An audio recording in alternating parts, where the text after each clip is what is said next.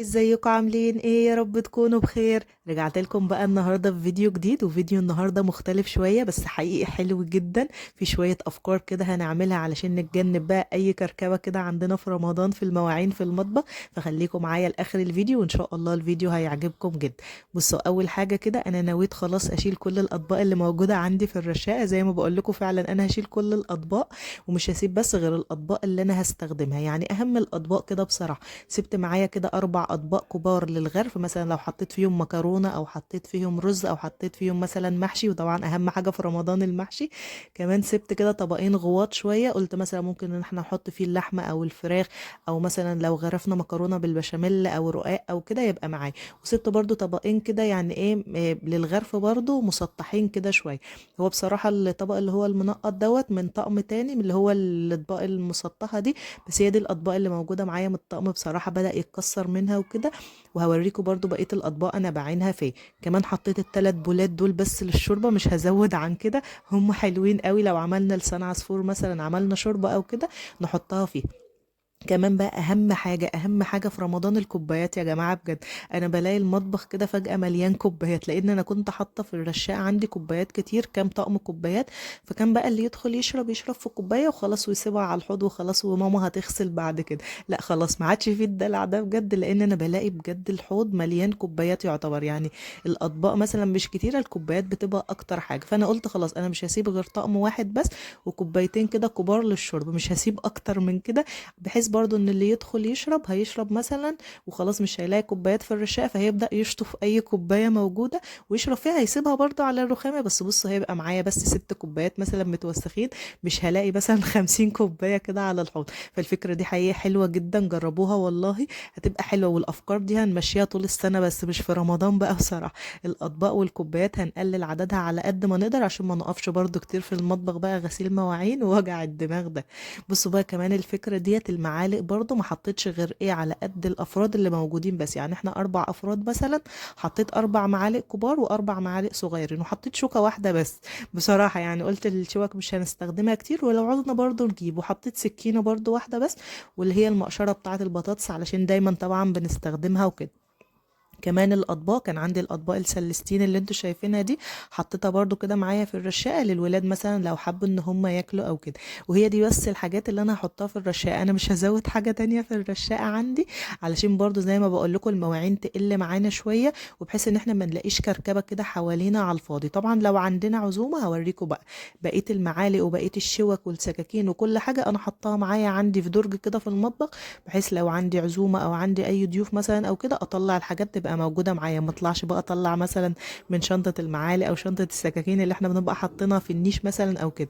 كمان حاطه بقيه كل الاطباق اللي موجوده معايا كده، حطاها برضو في ضلفه معايا في المطبخ. انا عامله عندي نيش كده في المطبخ، فبحط فيه برضو الاطباق وكده. هوريهولكم برضو كده، وان شاء الله ناويه اعمل لكم كده سلسله فيديوهات حلوه جدا كده لاهم الحاجات اللي انا عملتها عندي في المطبخ وفرقت حقيقي معايا. لو وصلتوا بقى معايا في الفيديو للجزء ده، انزلوا اعملوا لايك بسرعة للفيديو، واكتبوا لي تعليق كده وقولوا لي ايه رأيكم بقى في افكار اللي هي نقلل الاطباق كده شوية عشان ما يبقاش عندنا مواعين كتير. وجربوها حقيقة عندكم في البيت، هتطلع معاكم حلوة جدا ان شاء الله. بقى معايا التانية اللي بعد كده، وهي الأقرب لقلبي بصراحة، اللي بحبها قوي وما أقدرش أستغنى عنها خالص طول رمضان، اللي هي مكنة الزبادي. حقيقي من أحسن الأجهزة اللي أنا جبتها في الجهاز بتاعي، حقيقي حلوة جدا. وطبعا في رمضان طبعا أهم حاجة عندنا بتكون الزبادي. فأنا دايما كده كل أسبوع بعمل كوبايات الزبادي تقضينا طول الأسبوع كله. بعمله في البيت يا بنات، بيبقى حلو جدا أحسن من الجاهز حقيقي، وبيكون مفيد كمان. المكنة اللي انتوا شايفينها دي كنت جايباها من تقريبا 5 سنين، وحقيقي حلوة جدا. هي وقعت بس مني وقعة وانكسرت كده، بس برضو بستخدمها وبتطلع الزبادي حلو جدا. دي كانت كوباية زبادي انا كنت عاملاها فيها، وبيطلع برضو شكله حلو قوي. وكمان شايفين اللون بقى البينك بتاعه زي بتاع بره بالظبط، الولاد بيحبوه بيفكروه اصلا من بتاع بره. وحتى عايزه اقول لكم ان الكوبايات بتاعتها كلها انكسرت، فانا جبت لها بقى كوبايات تانية. وماما برضو كان عندها شوية كوبايات صغيرة كده فدتها لي، واللي هي العلب بتاعت الجبنة اللي هي بتبقى الازاز الصغيرة دي، كنت بجيب منها برضو كده، عملت منها تقريبا 4 كوبايات برضو بينفعوا يعني. فبصراحة حلوة جدا وعملية. يعني كمان التايمر اللي فيها ده انا بظبط عليه الوقت، يعني انا مثلا بحط الزبادي الساعة 2 في الشتاء، بسيبه 9 ساعات او 8 ساعات فيها بصراحة عشان يطلع مظبوط. وفي الصيف بسيبه تقريبا 6 ساعات او كده، فبيطلع معايا حلو جدا حقيقي. في ناس طبعا بتعمله برضو اللي هم بيحطوه في صينية ومية سخنة وكده، انا جربته بصراحة قبل ما اجيب المكنة، بس لا ما نفعش معايا، ما كانش بيطلع حلو خالص. فلما جبت المكنة الحمد لله بقى بيطلع معايا حلو جدا. واهم حاجة طبعا الولاد بيحبوه. وزي ما بقول لكم هيكون موجود عندنا في البيت، هي مثلا بكيلو من اللبن وعلبة زبادي كده من بره، نعمل مثلا 6 7 كوبايات ولا حاجة ويقضونا كده ويبقوا حلوين جدا. قولوا لي برضو ايه رأيكم كده في فكرة الزبادي، وهل فعلا جربتوا مكنة الزبادي قبل كده ولا ايه؟ وانا ان شاء الله ناوية برضو اعمل لكم عنها ريفيو كده، واقول لكم كل المميزات اللي فيها وايه الانواع برضو اللي ممكن تجيبوها بدل النوع اللي انا جبته. الفكرة بقى كمان اللي بعد كده واللي مشهورة طبعا في رمضان، رمضان طبعا يعني تمر كده او بلح على الفطار، لازم كوباية التمر او كوباية البلح تكون عندنا على الفطار. بصوا عاوزة اقول لكم حاجة، قبل ما يبدأ رمضان لازم تكونوا مكسرين لكم شوية بلح كتير كده علشان ترتاحوا ان شاء الله طول شهر رمضان. فانا بصراحة في اول رمضان خالص ناديت الولاد كده، قلت لهم يلا دي مهمتكم بقى، جبت لهم كيس البلح، قلت لهم اقعدوا كسروا لي شوية. كنا مالين بصراحة العلبة الكبيرة دي، بس يعني احنا النهاردة تقريبا 5 رمضان او 6 رمضان، فكنا يعني عملنا منها شوية. فان شاء الله شغلهم برضو تاني، هم كانوا مبسوطين بصراحة، بجيب لهم الشاكوش بيبقوا مبسوطين بيه قوي وبيقعدوا برضو يكسروا. انا كسرت بس معاكم واحدتين كده في السريع على الرخامة، برضو كنت خايفة على الرخامة بصراحة من الدق وكده، فانا بخليهم يكسروا على الارض. إيه، فبنكسر كده بالشاكوش وبنملى بقى ايه العلبة اللي هي موجودة معانا دي. دي برضو ايه فكرة تريح معاكوا كده وما تاخدش معاكوا وقت، ويبقى جاهز على طول ان احنا نبل البلح بقى، ويكون كمان باللبن كده بيبقى حلو جدا. انا على طول برضو ببقى غالية اللبن كده وسايباه في التلاجة، بحيث برضو ان اللبن يبقى موجود والبلح معايا موجود، نبل البلح كده وناكله بألف هنا وشفا. احسن حاجة بصراحة على الفطار هي كوباية البلح دي، متعودين عليها كمان من زمان كلنا. نيجي بقى كمان بعد كده لأهم الحاجات اللي احنا نكون حاطينها عندنا في الفريزر، وهي طبعا الفول. أهم حاجة الفول. ماما حبيبتي الله يكرمها يا رب عملت لي كده بقى ايه فوالة كده من الفول، عملتها لي وقالت لي خليها بقى عندك في الفريزر. عملنا تقريبا ايه يجي 6 أكياس أو 7 أكياس، خليهم بقى عندي في الفريزر. منين ما احب اطلع بطلعه بصراحة واسيبه يفك خالص، وبعدين بضربه في الخلاط علشان برضو الحب بتاعه يعني يبقى ايه مهروس معايا كويس. وكمان ببدأ بقى ان انا احطه على النار كده شوية، وازود له بقى شوية طماطم، ازود له اي حاجة كده، بيبقى طعمه جميل جدا. وطبعا الفول اللي بيتعمل في البيت احسن كتير كتير كتير من اللي احنا بنشتريه من بره. كمان نسيت اقول لكم بقى، خلوا كده برضو موجود حاجة كده تبلوا بيها بقى البلح كده.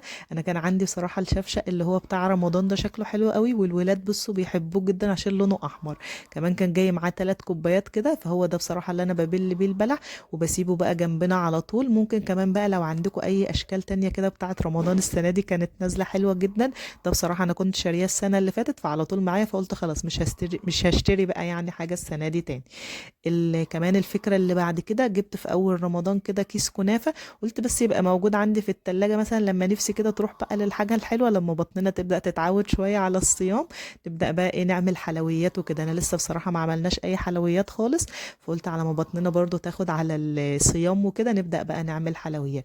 كمان بصوا جبت بقى ايه 3 اكياس مكرونة، وكان عندي كيس السكر ده كنت شارياه، وكمان كيس كمان من بتوع التموين، وكمان معايا ايه كيس الملح. دول طبعا مش هيقضوني طول الشهر وكده، بس يبقوا موجودين في البيت. انا عايزه اقول لكم فكره ان الملح يخلص قبل الفطار ب5 دقايق دي بتبقى مشكله بنبقى بقى، عمالين وبنقعد بقى ندور نشوف فين المحلات اللي فاتحة علشان نجيب ملح بقى والكلام ده. فانا قلت لا انا هجيب كيس برضو كده، حطيت نصه عندي في البطرمان، وكمان خليت النص التاني كده وقفلته بمشبك كده من فوق برضو، علشان ايه يفضل كويس مثلا ما يدخلش عليه رطوبة او حاجة. إيه كمان كده كل الافكار اللي انا عملتها خلصت، لسه برضو في عندي افكار تانية، بس حبيت برضو ما اطولش معاكم الفيديو قوي، وحبيت بقى اشارك معاكم كده. ده كان اول سحور ليا في رمضان، فحبيت اشاركه برضو معاكم كده. طبعا اول حاجة بنعملها في السحور هي الفول طبعا، بس الفول ده بصراحة كان من بره مش اللي ماما كانت عاملاه، ما كنتش لسه رحت عندها يعني وخدت منها الفول وكده. فقلت لابني كده، كان في واحد طبعا اللي بيعدي بالجرس ده كلنا عارفينه، فقلت له انزل هات لنا بقى فول من تحت، فنزل جاب لي بقى الفول دوت. دوت، فقلت بقى اقضي بيه كده اول يوم رمضان لحد ما اروح عند ماما بقى واجيب الفول الجميل بتاعها. حقيقي بتعمله حلو جدا، هبقى اسالها على الطريقه اغش منها كده وانزل لكم برضه فيديو بيه ان شاء الله، لان بتاع حقيقي بيبقى حلو قوي. يعني بصوا بتاع بره ده لا جنب بتاع ماما ما يسواش اي حاجه بصراحه يعني. فبدات كده ان انا اعمل الفول بقى، وحطيت عليه شويه من الطماطم كده، انا بحبه بصراحه بالطماطم وكمان بحبه بالطحينه، بيبقى حلو قوي. بس لسه برضه ما كنتش جايبه طحينه بصراحه، اجيبها بقى وان شاء الله شاركه برضه معاكم كده في فيديو تاني، بيبقى حلو قوي قوي قوي بالطحين. تاني حاجه بقى بحب اعملها من رمضان وبصراحه متعودين عليها من زمان قوي، حتى يعني عند بيت بابا وكده كنا دايما بنعملها، اللي هو البيض بقى بالعجوه. بصوا بقى ده العشق بتاعي في رمضان، بحبها جدا جدا جدا، حلوة قوي بصراحة. بس احنا زمان بقى ما كناش بنجيب العجوة الجاهزة دي، كانت ماما بتجيب العجوة اللي هي بيكون جواها بذر اللي هي العادية دي، وبنقعد بقى نطلع الناء كده من جواها ونقعد نهرسها، كانت بتبقى حلوة قوي بصراحة. فانا جبت بصراحة اللي هي الجاهزة دي وعملتها على بيض كده، وجهزت لي بقى انا الفطار، قصدي جهزت لي انا السحور، انا بس اللي كنت بتسحر، ده السحور بتاعي انا بس. عملت لي بقى شوية بيض بعجوة كده معاهم شوية فول حلوين بقى، وكمان حطيت جبنه رومي وجبنه بيضه. انا ماليش بصراحه يعني في الجبنه الرومي قوي، بس يعني قلت ايه يعني لو نفسي راحت لها برضو اكل منها وكده. واهم حاجه طبعا طبق الخضروات كده، عاوزين نبدا رجيم بقى لان حقيقي احنا هناكل كتير قوي في رمضان، وكمان داخلين على العيد بقى، كحك العيد والحاجات دي ان شاء الله ان شاء الله نحاول نعمل كده نظام بقى غذائي كده عشان برضو جسمنا يبقى جميل.